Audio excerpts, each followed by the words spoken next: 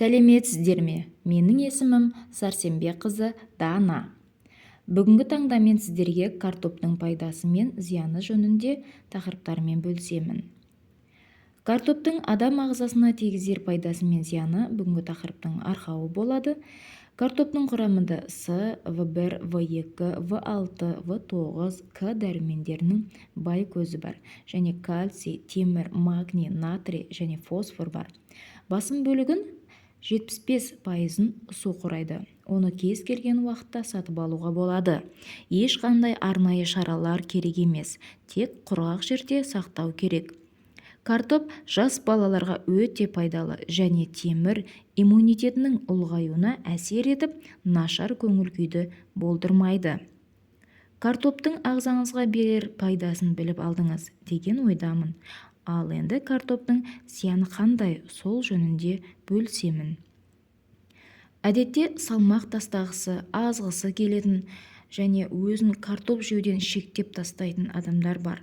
Бұл да дұрыс. Картоптың зияндылығы оның құрамында көмірсулар мен жасуынықтың көп болуында. Бұлар өз кезегінде адам ағзасында қанттың мөлшерін көбейтіп жібереді. Дұрысы, картоп тағамдарымен дұрыс дайындай білуді үйрену керек. Картопты қуырғаннан гөрі қабығымен бірге қайнатып жегеніңіз және қуырылған картоптан аулақ болғаныңыз өзіңіз үшін пайдалы болмақ. Картоптан жасалатын бет терісіне арналған маскалар мен картоптан түрлі үй тұрмысында ем-дом ретінде пайдалануға болады. Кейбір адамдардың табанында қатайған тері мозоль пайда болып қалады. Әсіресе бейкөкше аяқ киімнің ыңғайсыз болуынан көз пайда болып, оны кетіре алмай әбігерге түседі. Мұндайда картоптың көмегіне жүгінуге болады. Табанға шикі картоп тарту арқылы ондағы қатайған теріні жұмсартуға болады.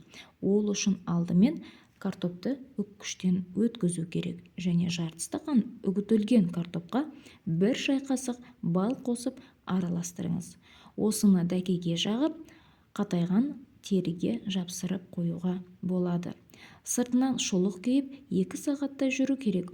Сонда күніне бұны 2-3 рет жасасаңыз, аяғыңыз өте әдемі болып орнына келеді.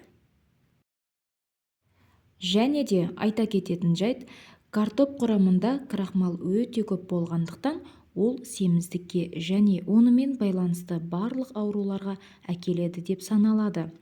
Картоптың қырқұлақ ауруын емдеуде алғашқы тиімді ем болғаны бірі білсе, бірі біле бермейді.